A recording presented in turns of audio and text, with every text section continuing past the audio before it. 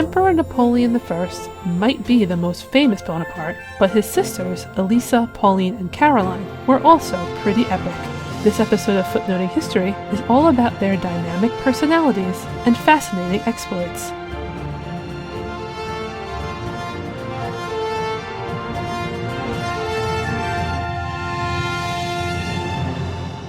Hey everyone, Christine here to talk all about Napoleon Bonaparte's sisters, Elisa, Pauline, and Caroline.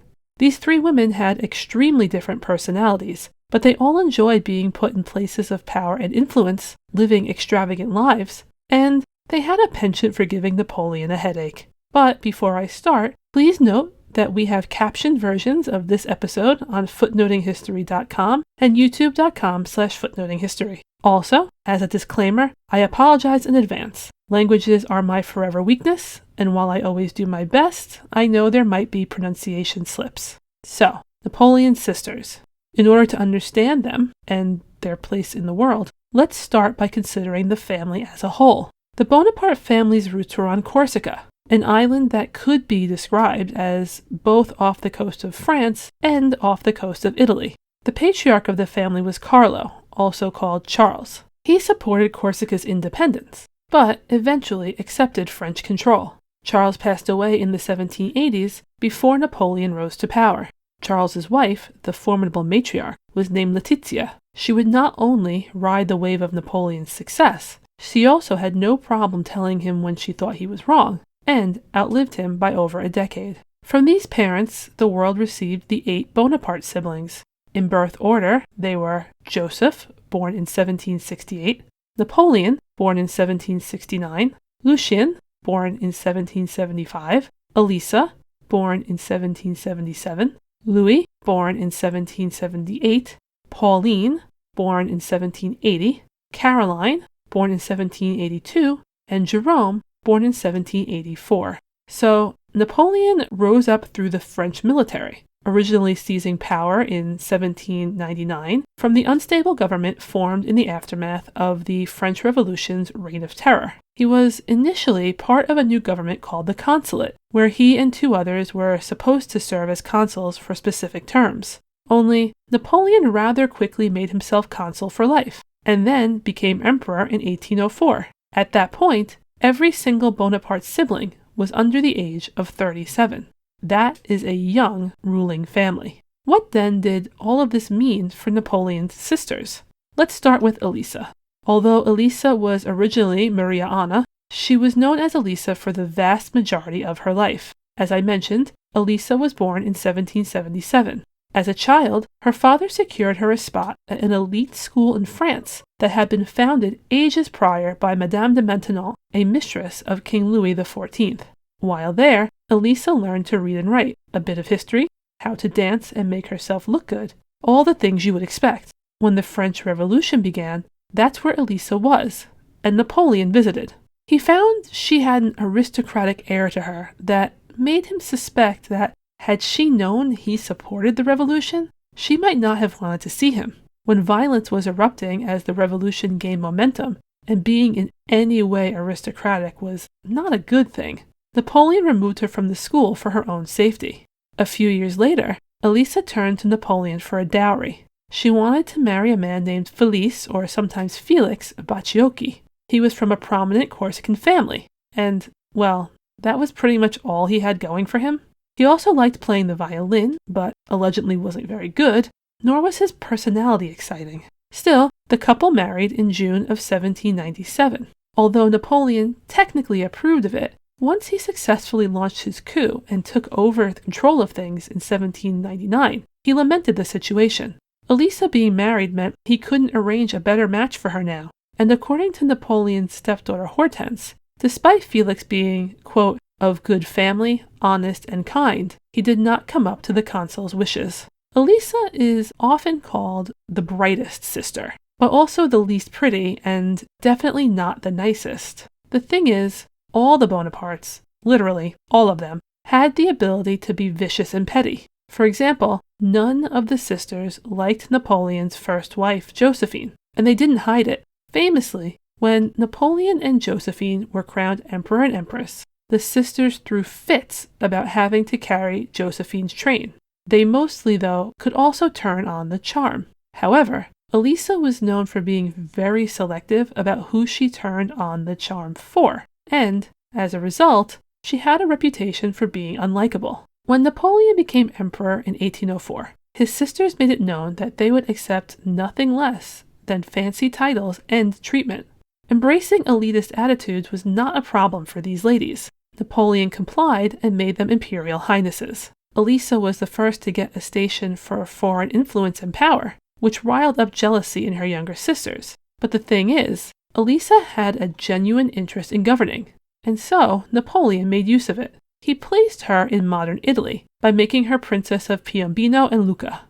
And when I say he gave her control, that's truly what I mean. Felix was in no way the one in charge. Anyway, Elisa did love governing, and she owned no less than 5 palatial residences, making significant updates to them. She built up an enormous entourage and household, so it was sure to impress. And she made a lot of changes, including creating a bank, roads, bridges, schools, and she named a lot of things after herself. She also liked to hold large parties, welcoming literary and musical persons of importance to fill out her social circle. My favorite thing Elisa did, though, is that she took an interest in marble. She knew there were marble quarries in her control now, and she oversaw their revitalization. Under her watch, they became a Napoleon bust-making powerhouse. In historian Philip Mansell's book, The Eagle in Splendor, he talks about this, stating that the marble works were, quote, devoted to the mass production of busts and statues of the emperor. Over 12,000 busts of Napoleon I were sold to municipalities throughout the empire at a huge profit for the princess, not the sculptors. I've read a lot about the Bonaparte family over the years, and for some reason, the idea of Elisa as like the one to turn her hand to making money off of her brother's image has always stayed with me, and I can't explain it, but I find it to be a truly entertaining bit of information. Elisa's influence expanded in 1809, when Napoleon made her Grand Duchess of Tuscany. It didn't take long for Elisa and Felix to make their way to Florence. There, Elisa didn't have as much freedom to govern as she did in her original holdings. It was extremely well known that she was going to be Napoleon's person on the ground, if you will. Still, she tried to make a proper court there and govern similarly to how she did elsewhere, but she never truly succeeded in becoming popular. Behind the scenes, though, throughout all of this, Elisa and Felix lived quite the interesting, private, there's air quotes implied there, lives.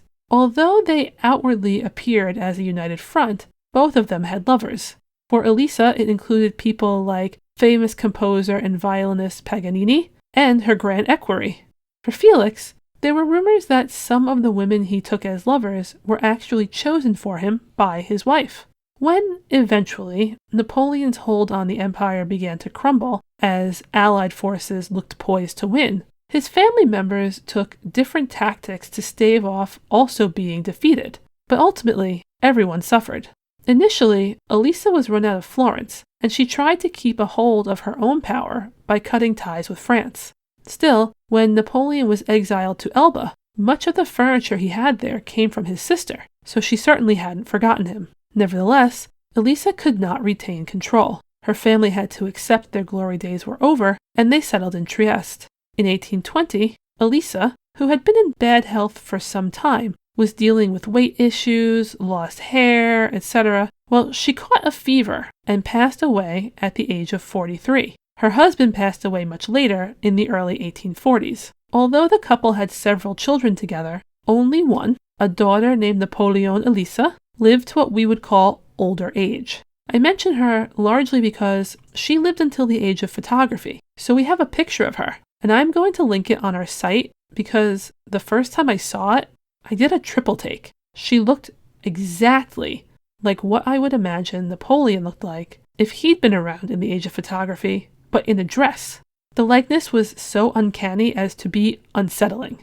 Now, if Elisa was the one who wasn't the prettiest, but might have been the most interested in governing, the next sister, Pauline, was regarded as an absolute stunner, and she could not have cared less about the mechanics of ruling.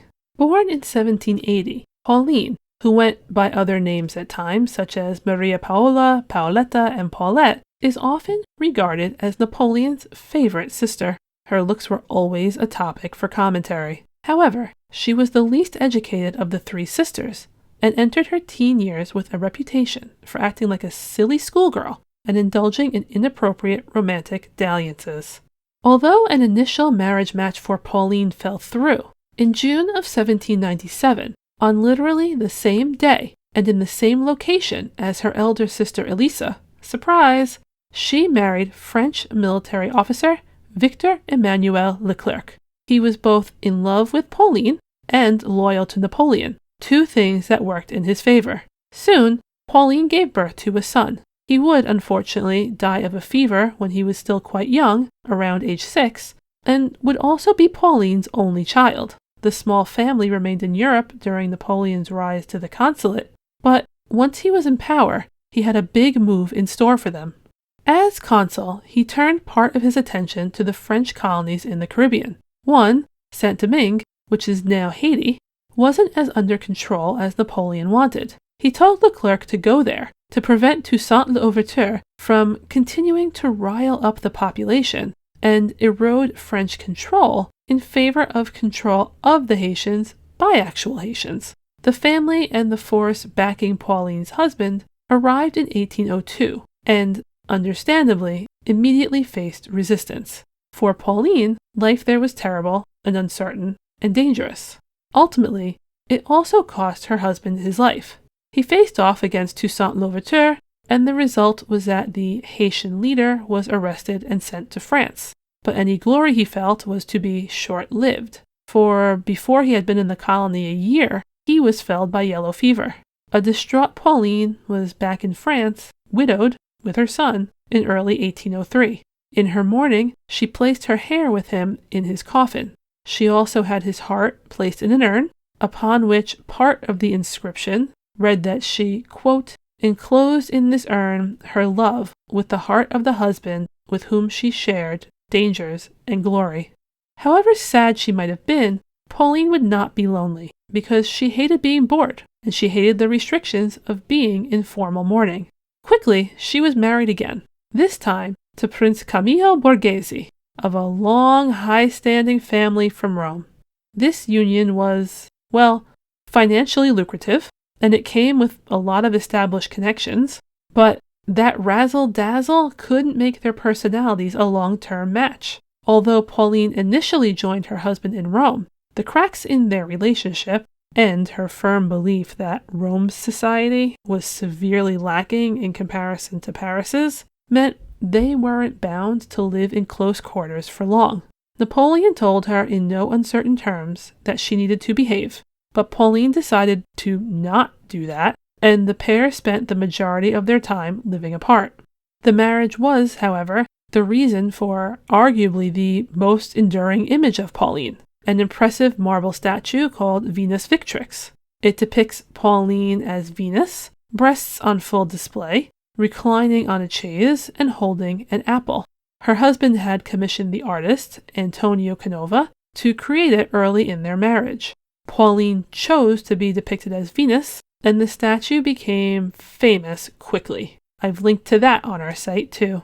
The rift in Pauline's marriage occurred not far in time from her brother becoming emperor in 1804. She was, you'll recall, there for the coronation and to complain about having to carry Josephine's train.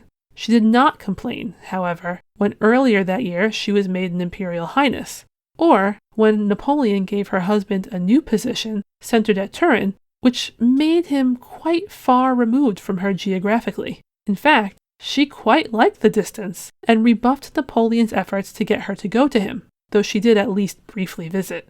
Most of Pauline's time was spent entertaining. She had a list of lovers that's so long I couldn't remember all the names if I tried, though I will say it included her chamberlain and Talma, the celebrated actor of the day. When Napoleon divorced Josephine and married Austria's Marie-Louise, Pauline showed that she hadn't changed at all. She protested against carrying Marie-Louise's train at her wedding, and then was seen making faces behind the new empress's back. Pauline was flirtatious and could also be cruel. There are accounts, though I suppose they might not be reliable, that say Pauline was seen using the neck of her lady-in-waiting as a footstool. Unfortunately, her love affairs and making of her own rules meant that she was perpetually the subject of scandalous rumors, not the least of which was that one of her lovers was none other than Napoleon himself. Yes, people absolutely went there, and you can see it in political illustrations of the time. While Pauline was never in an incestuous relationship with her brother, we do know that at least once she provided him entertainment, in the form of one of her ladies-in-waiting becoming one of his flings. Pauline's glamorous life was also regularly plagued by health issues, including severe pain in the abdomen and pelvic region. It has been speculated by biographers that she had a run-in with venereal disease, possibly something like gonorrhea. It also appears as though a large part of it was inflammation, especially of her fallopian tubes. It was, no matter what, extremely painful and debilitating. Certainly, some people blaming her overly sexual nature didn't make her feel good, and the true, lasting help was never found. When Napoleon's reign ended the first time in 1814 and he was exiled to Elba, Pauline was the only sister to join him there. She was seen as responsible for the revival of any form of fun and frivolity. Marchand, Napoleon's valet, said of Pauline during her time on Elba that she, quote, lent an air of gallantry and mirth to all who surrounded her, and that, quote, nothing was as perfectly beautiful as this princess. She remained there until Napoleon left to retake France, and then she returned to the continent. When Napoleon was exiled again, after the defeat at Waterloo, Pauline again wanted to follow her brother, but her requests for permission to go to the faraway, utterly unappealing island of St. Helena were ignored. As a result of her family's fall from grace, Pauline remained in Italy, but she did support her brother from afar, even sending her cook down there to serve him. She was fortunate, at least, that she was able to live comfortably due to savings and money she had accrued through the sale of her homes and jewelry. When she learned of her brother's death in 1821, she was inconsolable. During this period, though, she managed to somewhat revive her marriage. Although her husband was now in an established relationship elsewhere, her health was deteriorating, and with some help from the Pope, she convinced him to return to her. It was a reunion based on obligation, but it appears that he took good care of her. She passed away in June of 1825 at the age of 44. So, if Elisa and Pauline were polar opposites, where does that put the youngest sister, Caroline? Caroline, originally Maria Nunziata, was born in 1782. Her youngest years were spent with the family on Corsica, but once the family had followed Napoleon to France, she attended Madame Campagne's school. The school was a respected one, as Madame Campan had been in service to Queen Marie Antoinette once upon a time. Also at the school was my favorite person from the Napoleonic era, Josephine's daughter Hortense. I think today they would be considered frenemies. Anyway, Hortense's memoirs said that Caroline had no interest in being at school. Caroline told Napoleon that Hortense was not only purposely showing off to make her look bad, but also encouraging other girls to humiliate her. When word of this got back to Hortense, she confronted Caroline and received a confession. Caroline wanted to get out of the school and marry Joachim Murat, one of Napoleon's fellow military men, and would say whatever she needed to do it, even if it meant throwing Hortense under the bus. Hortense says she forgave Caroline for this, but I'm not sure I would have. Nevertheless, Caroline got what she wanted. In January of 1800, she married her man. The couple would have 4 children together, and, as an interesting aside, at least to me, 2 of them ended up moving to the United States. Although the flamboyantly showy Murat was seen as a wonderful soldier who was devoted to Napoleon, he had humble origins, and Napoleon believed Caroline could do better. Nevertheless, his brother-in-law was a good military companion, serving dutifully for Napoleon's cause with distinction for a long time. Caroline and her husband rose along with Napoleon, and it is she who is famously documented as pushing for high titles for the sisters when Napoleon became emperor, and she certainly was part of the contingent who complained about all the train carrying that went on.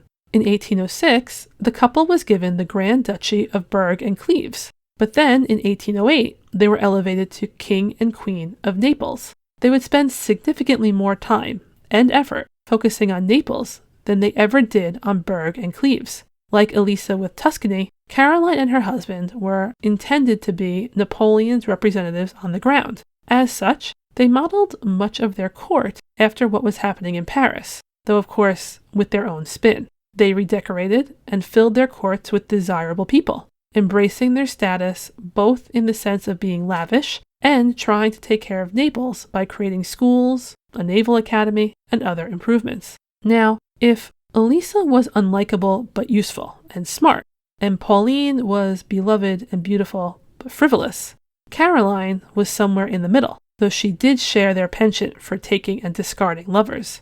She was considered pretty, and also, like Pauline, she provided Napoleon with access to a mistress. Only in Caroline's case, that mistress got pregnant and gave birth to one of Napoleon's illegitimate children, an event which she likely was pleased helped sow seeds of discord in Napoleon's marriage to Josephine, as she could no longer have children. When tasked with painting a portrait of Caroline and her daughter, famed artist Elizabeth Louise Vigée-Lebrun complained that, quote, the interval between sessions was so long that she had sometimes changed her hairstyle, so that I was obliged to scrape off the hair I had painted around the face. Meanwhile, Hortense reflected, tellingly, that, quote, to be sure, at times, a little claw emerged beneath the velvety touch of her caress, but a most carefully calculated abandon, and the most gracious manner, promptly cured the wound and captivated you anew. Proud, brave, persevering, passionate, careless, and variable as were her moods, the same charms which attracted people to her could not mask her desire to secure all power for herself, nor her jealousy of the success of others.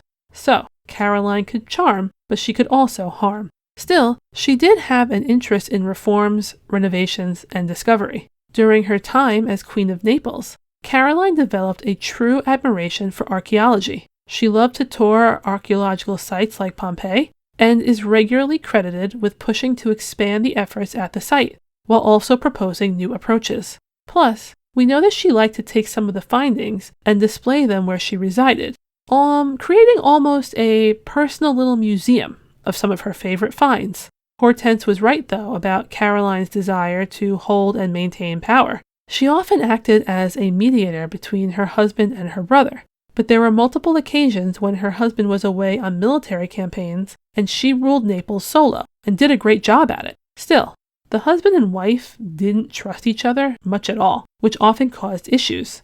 At one point, too, Caroline was associated with a plot to put her husband, and by extension herself, on the throne of France should Napoleon be killed. And when the cracks in the empire started to show, Caroline and her husband really didn't want to go down with the sinking ship. They began to put out feelers for joining the Allies who were fighting against Napoleon. There was even a treaty signed with Austria, in hopes that if Napoleon was defeated, the Allies would let them hold on to their kingdom. However, you rarely win when you play both sides, and what happened to Caroline's husband proves that point. His negotiations with the Allies did absolutely nothing to secure his throne permanently. Neither did his attempts to go back to Napoleon when he briefly reclaimed power, nor did a try at using Italian unification to rally support from the Italians. Ultimately, when he made the bad decision to try and return to Naples with a small group to retake the place, he was summarily captured and executed in October of 1815. Following her husband's death and brother's defeat at Waterloo, Caroline was looked down upon by her mother for betraying Napoleon, and her station in life sank considerably. She had been living in Austria, certainly under watch by their government, but was eventually allowed to move to Italy. Money problems that didn't plague her sisters so much plagued Caroline a lot, to the point where it has been said she needed to sell gold embroidery removed from her formerly fancy clothing. Caroline wasn't alone, though. She entered into a long-term relationship with General Francesco MacDonald, though he predeceased her. She passed away in 1839 at the age of 57.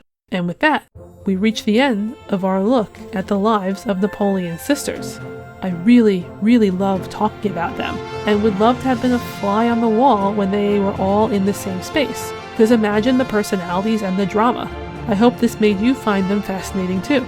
Thank you so much for joining me for this triple biography, probably the first one I've done. Don't forget to check out my further reading suggestions on footnotinghistory.com and to spread the word that the best stories are in the footnotes.